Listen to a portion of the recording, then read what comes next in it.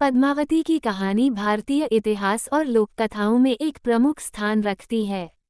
ये कहानी एक बहादुर, सुंदर और स्वाभिमानी रानी की है, जिन्होंने अपने आत्मसम्मान और राज्य की रक्षा के लिए अपने प्राणों की आहुति दे दी।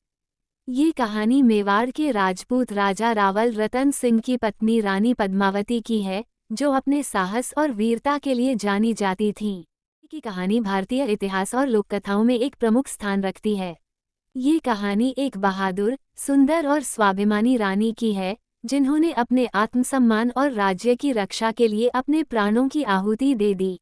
ये कहानी मेवाड़ के राजपूत राजा रावल रतन सिंह की पत्नी रानी पद्मावती की है, जो अपने साहस और वीरता के लिए जानी जाती थीं। पद्मावती सिंगल द्वीप, आज का श्रीलंका, की राजकुमारी थीं, जिन्हें अपनी अद्वितीय सुंदरता और बुद्धिमानी के लिए जाना जाता था। रावल रतन सिंह ने उनकी ख्याति सुनकर उन्हें विवाह के लिए प्रस्ताव भेजा। विवाह के बाद पद्मावती चित्तौड़गढ़ आ गईं और जल्द ही पूरे राज्य में उनकी बुद्धिमत्ता, साहस और सुंदरता की चर्चा होने लगी। 07 इस बीच दिल्ली का सुल्तान अलाउद्दीन खिलजी, जो अपनी साम्राज्यवादी महत्वाकांक्षाओं के लिए जाना जाता था, ने पद्मावती की सुंदरता के बारे में सुना। पद्मावती को पाने की इच्छा ने अलाउद्दीन को चित्तौड़ पर आक्रमण करने के लिए प्रेरित किया। रतन सिंह ने ये प्रस्ताव ठुकरा दिया, लेकिन जब स्थिति गंभीर हो गई, तो उन्होंने कूटनीति का सहारा लिया और अलाउद्दीन को पद्मावती की एक झलक दिखाने के लिए सहमति जताई।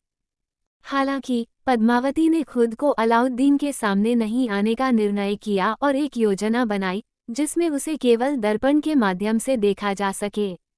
इमेज। जब अलाउद्दीन ने पद्मावती की झलक देखी, तो वो उनकी सुंदरता से और भी अधिक मोहित हो गया और उन्हें पाने के लिए किले पर भीषण हमला किया।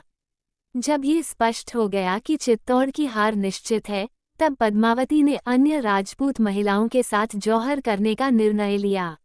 पद्मावती और सैकड़ों महिलाओं ने इस बलिदान से अपनी गरिमा को अक्षुण्ण रखा।